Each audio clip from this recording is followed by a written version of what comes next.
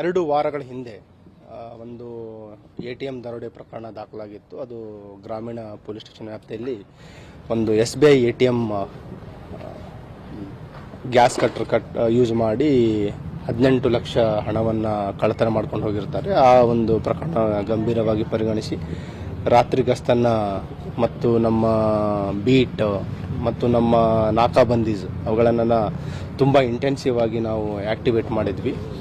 ಅದೇ ರೀತಿ ಈ ದಿನ ರಾತ್ರಿ ಒಂದು ಮಾಹಿತಿ ಬರುತ್ತೆ. ಏನು ನಮಗೆ ಆ ಒಂದು ಪ್ರಕರಣದಲ್ಲಿ ನಾವು ಬೆನ್ನತ್ತಿ ಹೋದಾಗ ಕೆಲವು ತಾಂತ್ರಿಕ ಮಾಹಿತಿಗಳನ್ನು ಕಲೆ ಹಾಕಿದಾಗ ಒಂದು ಸಸ್ಪೆಕ್ಟೆಡ್ ವೆಹಿಕಲ್ ಬಗ್ಗೆ ಒಂದು ಮಾಹಿತಿ ಬಂದಿರುತ್ತೆ. ಅದು ವೈಟ್ ಕಲರ್ I-20 ಅಂತಂದು ಅದು ಮತ್ತು ಔಟ್ಸೈಡ್ ಸ್ಟೇಟ್ ನಂಬರ್ ಪ್ಲೇಟ್ ಇರುವಂಥದ್ದು.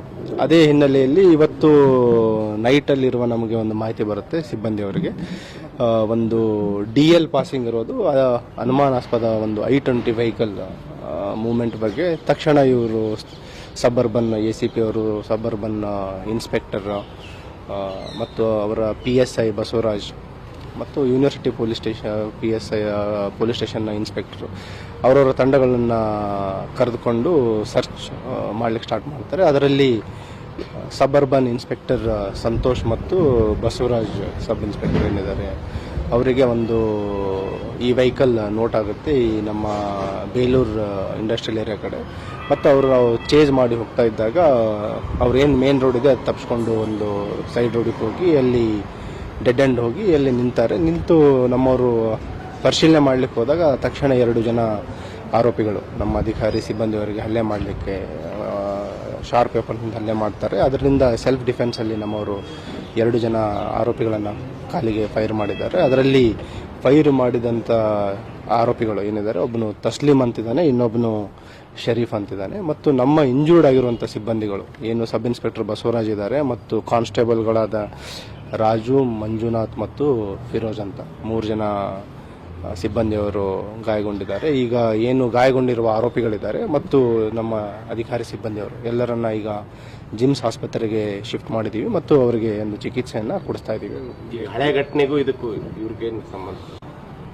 ಈಗ ಏನು ಪ್ರಾಥಮಿಕ ಮಾಹಿತಿ ಕಲೆ ಹಾಕಲಾಗಿದೆ, ಇದು ಹರಿಯಾಣದ ಮಿವಾತ್ ಗ್ಯಾಂಗ್ನ ಆರೋಪಿಗಳಿದ್ದಾರೆ. ಇವರು ಏನು 2 ವಾರಗಳ ಹಿಂದೆ ಇಲ್ಲಿ ಘಟನೆ ಆಗಿತ್ತು, ಅದರಲ್ಲೇ ಮೇನ್ ಏನು ಕಿಂಗ್ ಪಿನ್ ಇದ್ದ ಅವನು ತಸ್ಲೀಮ್ ಅಂತ, ಅವನನ್ನು ಕೂಡ ಈಗ ವಶಪಡಿಸಿಕೊಂಡು ವಿಚಾರಣೆ ಮಾಡಲಾಗುತ್ತಿದೆ. ಮತ್ತು ಈಗ ಆರೋಪಿಗಳದ್ದು ಏನು ಪ್ರಾಥಮಿಕ ಚಿಕಿತ್ಸೆ ಇದೆ ಮತ್ತು ಇನ್ನೂ 2 ಆರೋಪಿಗಳು ಈಗೇನು ವಶಪಡಿಸಿಕೊಂಡು ಸ್ಟೇಷನ್ ಕರ್ಕೊಂಡು ಹೋಗಿದ್ದಾರೆ, ಅವರನ್ನು ಕೂಡ ವಿಚಾರಣೆ ಮಾಡಿ ಮುಂದಿನ ಮಾಹಿತಿಯನ್ನು ತಮ್ಮ ತಿಳಿಸ್ತೀವಿ. ಟೋಟಲ್ 4 ಜನ ಆರೋಪಿಗಳು. ಅದನ್ನು ನಿಮಗೆ ಸ್ವಲ್ಪ ಮಾಹಿತಿ ಕಲೆ ಹಾಕಿ ಒಂದು 2-3 ಅವರ್ಸ್ ಬಿಟ್ಟು ನಿಮಗೆ ಡೀಟೇಲ್ಸ್.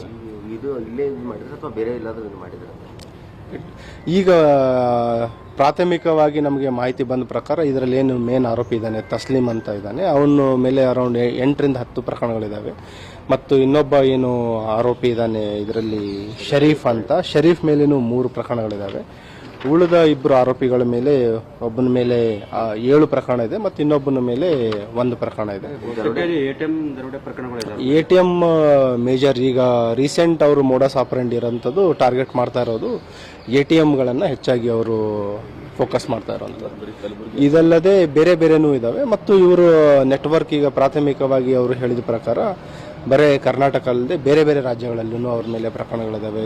ಹೈದರಾಬಾದ್ ಇರ್ಬೋದು, ನಾಗ್ಪುರ್ ಅಂತ ಹೇಳ್ತಾ ಇದ್ದಾರೆ, ಗುರುಗ್ರಾಮ್ ಹೇಳ್ತಾ ಇದ್ದಾರೆ, ರಾಜಸ್ಥಾನ್ ಹೇಳ್ತಾ ಇದ್ದಾರೆ ಮತ್ತು ಈವನ್ ಉತ್ತರಾಖಂಡ್ ಹೇಳ್ತಾ ಇದ್ದಾರೆ. ಸೊ ಈ ಏನವರು ಮಾಹಿತಿಯನ್ನು ನೀಡಿದ್ದಾರೆ ಅದನ್ನು ಖಚಿತಪಡಿಸ್ಕೊಳ್ಬೇಕಾಗುತ್ತೆ. ಅದು ಖಚಿತ ಆದ ನಂತರ ತಮಗೆ ಹೆಚ್ಚಿನ ಮಾಹಿತಿಯನ್ನು ನೀಡ್ತೀವಿ.